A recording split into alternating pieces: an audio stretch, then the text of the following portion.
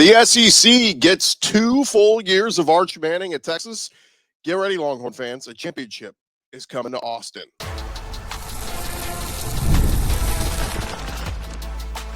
You are Locked On SEC, your daily podcast on the Southeastern Conference. Part of the Locked On Podcast Network, your team every day. Hey, what's up, everybody? Welcome into Locked On SEC. It's great to have you guys along on today's show. We'll get to that Archie Manning story. We'll get to Diego Pavia saying what about Vanderbilt, and also some Vegas odds on who will lead the SEC in passing, rushing, and receiving. I'm Gordy. Thanks for making Locked On SEC your first listen every day. Shout out to everydayers. We're free and available wherever you get your podcast and on YouTube, part of the Locked On Podcast Network, covering your team every day. And today's episode brought to you by FanDuel. Right now, new customers can get $150 in bets when your first $5 bet wins. That's at FanDuel. All right, let's dive into it as some news ahead of Arch Manning's first season as Texas' starting quarterback. One of the biggest questions, will he be one and done as the Texas starting quarterback, or will we get more than just the 1 year? And Archie Manning doing an interview with Texas Monthly, Archie saying he is not had conversations with Arch about his future beyond this year, but he said knowing his grandson, he has an idea what the top recruit will do regardless of what happens this year. Archie saying, quote, Arch isn't going to do that. He will be at Texas, basically saying he's not going to declare for the draft after this one season. Archie went on to say, people are saying he's a Heisman candidate. You're not a Heisman Trophy candidate when you haven't played but 3 games. It's crazy. Of course, Arch has spent the last 2 years in a reserve role for Texas. Last year, he was the backup quarterback, and he's played in 12 total games, 10 appearances last year, serving as, like we said, Quinn Ewers' primary backup. Threw for almost 1,000 career passing yards, 9 touchdowns to go with 115 rushing yards and 4 rushing touchdowns. And he is the betting favorite still, according to several sports books out there, to win the Heisman. Now, speaking at SEC Media Days last month, Arch was asked about his future plans. He said, I'm just focused on the task at hand and, wanting to play this year. But he did say, I'm just focused on this year, getting better each and every day, really just worried about getting through this interview and then getting through the run tomorrow. There's been certain stories out there. I know Colin Cowherd put out a story a couple of weeks ago that, maybe he'll go pro after this year. And Jimmy Haslam is close with the Mannings and close with Nick Saban. He could hire Saban, could come out of retirement, could coach the Cleveland Browns and have Arch Manning as the starting quarterback. Haslam was actually asked about that recently. He said, I think if you know the Manning family, I would bet that. And I don't know Arch at all. I'd bet he stays in college 2 years. I don't even think that's worth discussing. So that was Jimmy Haslam saying that. And now we have Archie saying that. Now, Colin Cowherd on his show yesterday dismissed Archie Manning's line, basically saying, that's what you have to say. But if he beats Ohio State and Columbus, wins the Heisman, gets into the national championship game, it'd be a really bad business decision to stay in college. And I know almost every Manning pretty well. They're good at business and they say the right thing when they have to. Arch made $6.5 million last year at Texas in NIL, according to reports.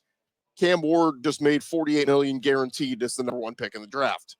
He said, Arch, can I interest you in a $42 million loan? This is classic Manning saying the right thing. So this is exactly what you say. Arch Manning, if he's as good as I think he is, he's got to go pro. Again, that was Colin Cowherd saying that. Now, Paul Feinbaum earlier this week doing an interview said, asked who his Heisman pick is. He said it's Arch Manning.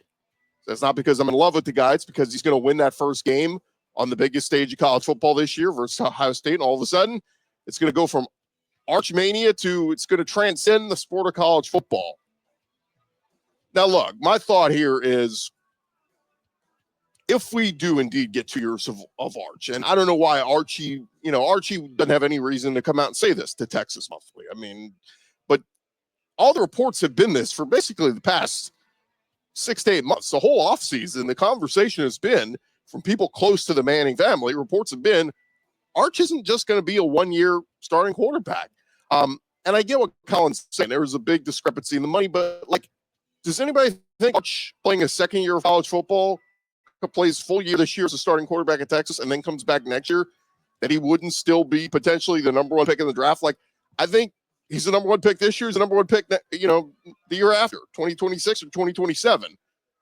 Somebody brought up to me the comparison to Andrew Luck, that Andrew Luck could have come out or could have come back, and Andrew Luck would have been the number one pick in either year. He was that good. He was transcendent talent rather. So look, I think this spells good news for Texas, though, right? Like, if you're getting a full season of Arch Manning this year and a full season of Arch in 2026, I think Texas got a great chance to win a national championship. Now, I stand by what my prediction has been this whole offseason. I think Arch is going to be very good this year. I think he's going to be awesome in 2026. And you think of that this year, like, let's say it's a roller coaster. There's some ups and downs. He plays really well in the opener against Ohio State, but he struggles on the road at Georgia. There were some picks in this game or that game. Like, I think there's a good chance, like, we look back at the end of the year and go, Arch was very good. He might even get an invite to New York, no matter what, right? He gets his invite to the Heisman Trophy ceremony, but doesn't win it this year. And let's say Texas, at worst goes 9-3. They miss the playoff, or 10-2. They make the playoff. They lose in the first round. I don't know. Whatever the road is for Texas this year, I just think that next year is going to be, the expectations through the roof, right? Like, you get a full season Arch Manning, who has a full season of starting in the SEC under his belt and being somewhat successful. I just think the sky's the limit in 2026. Like, I think he'll be the favorite. He already is right now, the favorite for the Heisman, and Texas is preseason number one. But I think it's all surefire lock in 2026 that you're talking Arch a lock to be the Heisman favorite, Texas a lock to be the national champion favorite. They probably have some dudes on the fence, this offseason. Am I going pro? Am I not? Maybe they decide to come back. Maybe the Texas gets some bigger dudes from the portal. They go, hey, I want to go join what Arch has got over there at Texas. I just think the sky's the limit. So that's where I say, for Longhorn fans, get ready. I feel like a championship's coming to Austin. Maybe not this year, but certainly a great chance of 2026 if Arch does indeed come back for that season. Does anybody think like he would get worse in 2026? You never know. An injury could happen here or there or whatever. But like I said, kudos to Archie Manning for putting it out there. Had no reason to say that, but again, Arch Manning, 2 years as a starter at Texas. Big news there for Longhorn fans, and bad news for the SEC, frankly. That's tough that this is a generational talent that you're gonna have to deal with for 2 years. Big 12 and dominated either of those conferences. Kudos for him coming to the toughest conference. When he signed with Texas, he knew Texas was coming to the SEC. So, one other report on a story to follow up on from yesterday. We reported that there was internet rumors about LSU quarterback Garrett Nussmeier being injured at practice on, I think that was Wednesday. And some reports came out and said, yeah, it was what you do about nothing. It was something minor, all this. Well, LSU was set to they've had closed practices the last couple of days. They were set to have an open practice on Friday, open practice to the media. Well, Thursday evening, LSU announced they're closing practice to the media on Friday. Now, they did say that LSU's entire practice on Saturday will be open to the media, and the media will be allowed to shoot video for the first 15 minutes. LSU officer Joe Sloan is scheduled to still meet with the media on Fridays. He will speak after practice, and we'll have to answer questions about Nuss' status. But you almost wonder here, and this is just my guessing, is that Nussmeier got banged up. Nussmeier was not at practice on Thursday, and that they're not and the plan is not for Nussmeier to practice on Friday.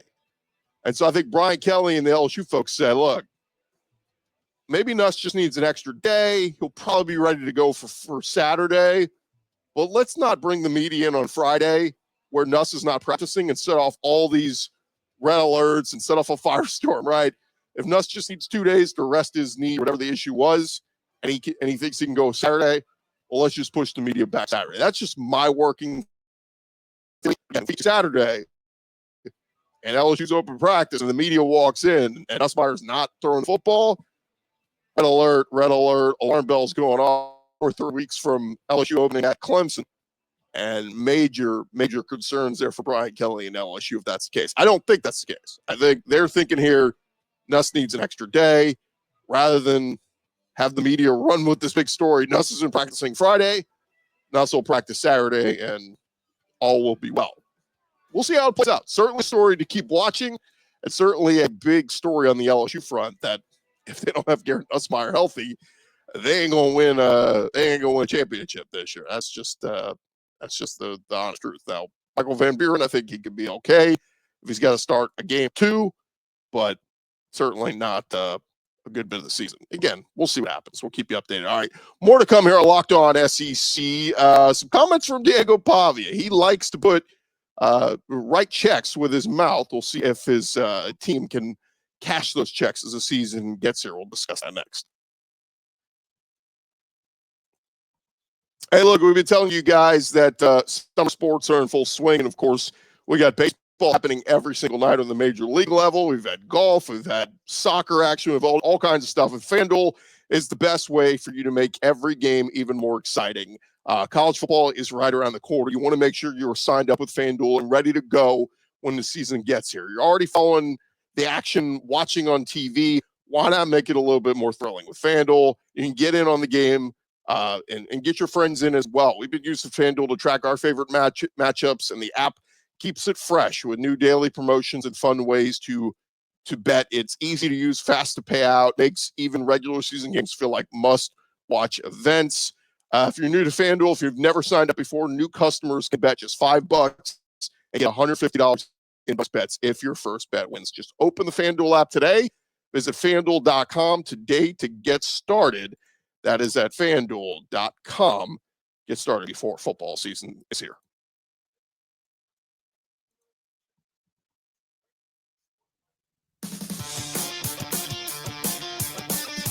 All right, rolling along here, Locked On SEC, part of the Locked On Podcast Network, covering your team every day. Shout out to our everydayers. All right, let's dive into it. Some news of the day as we've got the latest from the practice fields. Well, one story off the practice field. We start with Diego Pavia, who, of course, helped Vanderbilt get their biggest win in program history last year, beating Alabama. Well, the senior quarterback was on the Paul Feinbaum show and did not shy away from what expectations are for his team this year. He said, I think we've got the tools offensively and defensively to go put our foot forward and win the national championship. That's the standard. Pavia, of course, had a great season for Vanderbilt last year, threw for almost 2,300 yards, 20 touchdowns, only 4 picks, and, of course, rushed for 800 yards and 8 rushing touchdowns. But I think we've got the tools offensively and defensively to go out, put our foot forward, and win the national championship. That's the standard. I think that's a little bit overzealous, Diego. Like, why not say we're hoping to make the playoff? Like, 10-2 gets you in the playoff. 10-2 feels more realistic for Vanderbilt's standard, right? How about you say we're hoping to get to Atlanta, represent the SEC, go play for an SEC title? That's fine. But to win the national championship, it feels like it's a mighty leap for Vanderbilt to go from bottom of the barrel in the SEC to 6-6. You win a bowl game, you win 7 games. Awesome. That's great. Clark Lee deserves all the credit in the world, but you're going to go from 7-6 to winning the national championship? Again, not trying to hate on Vanderbilt here, not trying to hate on Diego Pavia. I think they can absolutely play spoiler and pull off some upsets again this year. But national championship, just say we're hoping to make the playoff. Heck, 9 wins in an Outback Bowl would be going good for Vandy. Who saw that coming? So, again, ultimately, it will be on Pavia to back it up there on the field. And look, last year you caught people off guard. Nobody's taking Vanderbilt lightly this year, right? I think when they beat Alabama, that woke everybody up. But him in another year of eligibility, Eli Stowers back as well, tight end. Ain't nobody taking Vanderbilt lightly. You're looking at Vanderbilt going, we're taking these dudes as serious as we're taking South Carolina or whoever, insert team here. All right, other news going on around the conference. How about over at Mizzou? Eli Drinkwitz asked about the quarterback competition continuing on between Bo Pribula and Sam Horn. And Eli Drinkwitz saying there really hasn't been any separation. You have to wonder if he's playing coy or if this thing is really close between Pribula. I think we all just assume Pribula being the backup at Penn State, throwing for 400 yards, 9 touchdowns, rushing for 242 and 4 rushing touchdowns. I think we all just assumed he's got the tool set. He's going to come in and be Mizzou's starter. Why would he leave Penn State, right?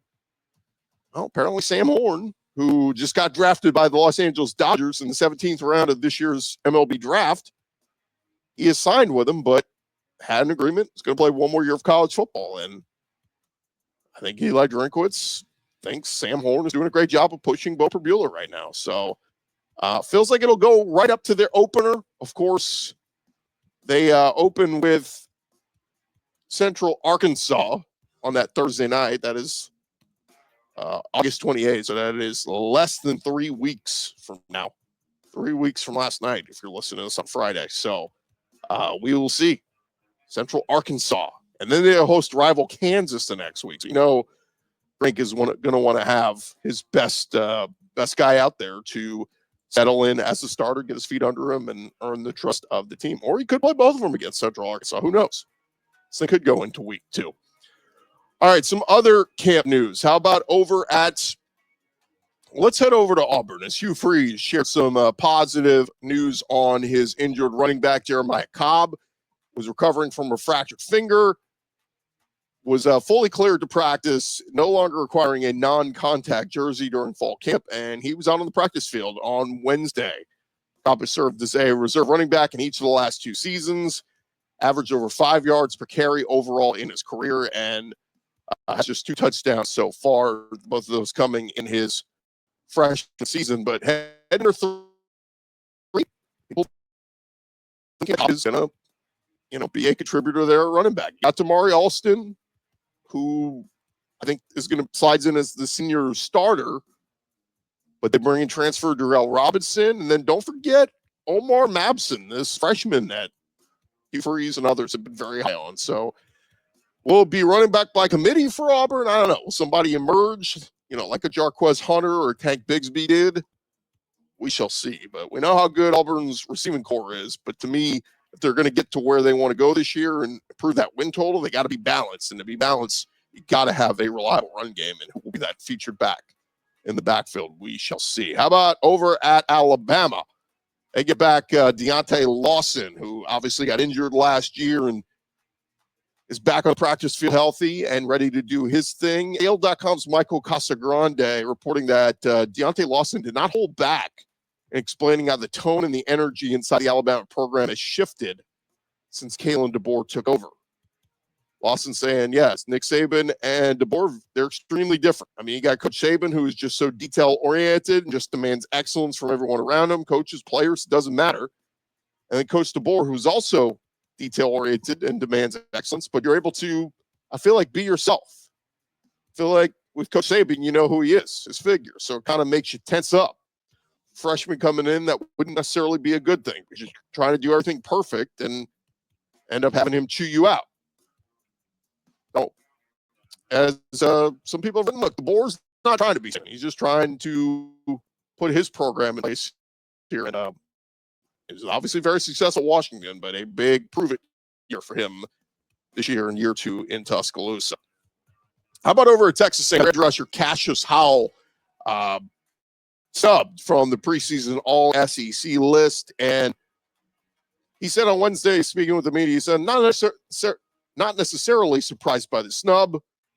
You're talking to a guy who was once rated the 2000th best player in my signing class. I used to not get picked and overlooked, so it just adds fuel to the fire for me and makes me want to set more goals and strive to achieve those goals. A lot of people expecting him to have a big breakout year for the Aggies this year. His first at College Station after, or last year was his first year in College Station after 3 years at Bowling Green, but people think he's ready for a breakout year there. And lastly, over at Florida, Billy Napier got a weapon in edge rusher Jaden Woods, creating some buzz at Florida camp. According to Zach Albolverdi, saying Wednesday on Rivals the Inside Scoop, he said, I will say, since we're about freshmen and stuff, we're talking about 5 stars. This guy wasn't a 5-star, but I'd be remiss if I didn't mention Jaden Woods is a guy that is generating a lot of buzz as a true freshman. Started in the spring, continued into training camp.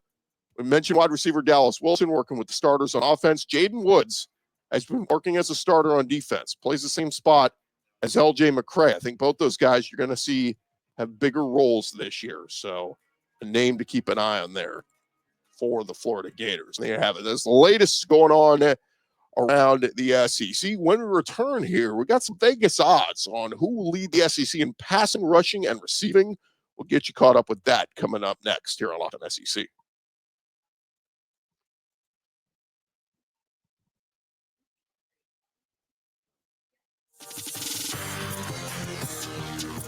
All right, rolling along here, Locked On SEC, part of the Locked On Podcast Network, covering your team every day. And some Vegas odds have come out on who will lead the SEC in those 3 big offensive metrics. Of course, passing yard leader, receiving yard leader, and rushing yard leader.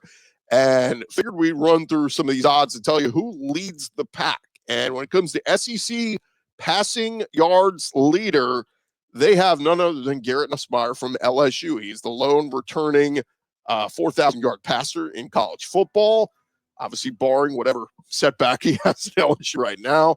Hopefully he's fully healthy to go. But this sportsbook has him at minus 150 to be the passing yard leader. Behind him, an interesting pick, Blake Shapen at Mississippi State. Again, a fully healthy Blake Shapen who started all those years at Baylor, got hurt last year for the Bulldogs. If he's healthy all year, yeah, I think he's going to throw for a ton of yards in that Jeff Lebby system. Archie Manning is 3rd at plus 700. Ty Simpson 4th at plus 900 at Alabama. DJ Lagway behind him at plus 1,200. I'm surprised Austin Simmons is 7th on this list at Ole Miss at plus 2,200. Look, I'm just telling you right now, Lane Kiffin's going to throw the damn football. And so, to me, somebody asked me a few weeks ago, who do you think is going to lead the SEC in passing? I think Garrett Nussmeier and Archie Manning are the 2 easy choices, but I don't think Austin Simmons is going to throw for a ton of yards. Look at some of those cupcakes Ole Miss plays in the non-conference. Potential for some big 300, 400-yard passing days in those games. And then when we get into SEC play, they're going to air it out a ton. To me, Austin Simmons, that's great value. If you can get him plus 2,200 to lead the SEC in passing, I would certainly make that bet. SEC receiving, no surprise, Ryan Williams is the prohibitive favorite at plus 650. Behind him, an interesting one, Jordan Mosley at Mississippi State. So again, they think Blake Shapen's going to be throwing it a ton, and Jordan Mosley's going to be catching it a ton. So Jordan Mosley at Mississippi State plus 750. Then they get the 2 LSU receivers. They actually have Berrien Brown first at plus 800, and then Aaron Wilson at plus 1,000. So Berrien Brown being that big breakaway track speed, they must think he's going to be the big play guy for LSU. Although I'd lean maybe towards Chris Hilton or Nick Anderson, but we'll see. That's kind of a crapshoot there. They have Raylan Sharp at Arkansas at plus 950. Cam Coleman at Auburn plus 1,200. So again, good value there. If you think, Cam Coleman is the best, one of the best receivers in the SEC, certainly could be him. Kevin Coleman, the transfer from Mississippi State at Mizzou, is plus 1,600. And then just kind of look at some other value picks. You get Zach Branch, the transfer from USC now at Georgia, plus 2,200. Evan Concepcion at Texas A&M, plus 2,500. Another one. I would also give Ryan Wingo a look at Texas, plus 1,600. As a freshman with Arch, now heading into sophomore season, I think he's a guy that could certainly be Arch's go-to target and rack up a ton of yards this year. And then lastly, your SEC rushing leader. This one's tough because it's a lot of familiar names back in the SEC, but who's the workhorse? Who's going to be that guy? This sports book puts Caden Durham at LSU at number 1. Now, Caden Durham finished, just shy of 1,000 yards rushing last year, is one of the more productive returning running backs in the league, was just a true freshman last year, so he enters his true sophomore season. So certainly possible. They list Amari Alston at Auburn second on this list at plus 900, tied with Jam Miller at Alabama. And then they list CJ Baxter at Texas at plus 1,000. Trey Wisner who was the stud rusher for Texas last year, is listed at plus 1,200 along with Levy and Moss. Now, here's where it gets tricky. I think Texas and Texas A&M are going to run the crap out of the football, but is it running back by committee, right? At A&M, you got Levy and Moss, Amari Daniels, Ruben Owens. Like, are you just spreading the ball around a lot? And then what's going to happen with Texas, right? Like Trey Wisner wasn't supposed to be the starter last year. It was supposed to be C.J. Baxter. He gets hurt. Trey Wisner takes over. He's a workhorse. So now that Baxter's back fully healthy, Trey Wisner slides to the number 2 spot. And is it a 50-50 work share? Is it mostly C.J. Baxter? That's what we don't really know what Sark's going to do there at Texas. And then there's a few wild cards in here. Jaden Baugh at Florida is plus 1,000. Ahmad Hardy at Mizzou is plus 1,200. And Rasul Faison at South Carolina plus 1,000. So some interesting picks there on who will be the leading rusher in the SEC in 2025. So again, if I'm giving you my picks, I would go, and again, these are value picks, go Austin Simmons in passing yards. I would take a value pick on Cam Coleman at Auburn receiving, and then I would go Ahmad Hardy for some good value at plus 1,200 as the Mizzou rusher that could lead the SEC in rushing, certainly. So they have it. That is the latest going on here on Locked On SEC. Thank you guys for making us your first listen every day. For your second listen, you can check out the Portal Show with Brian Smith.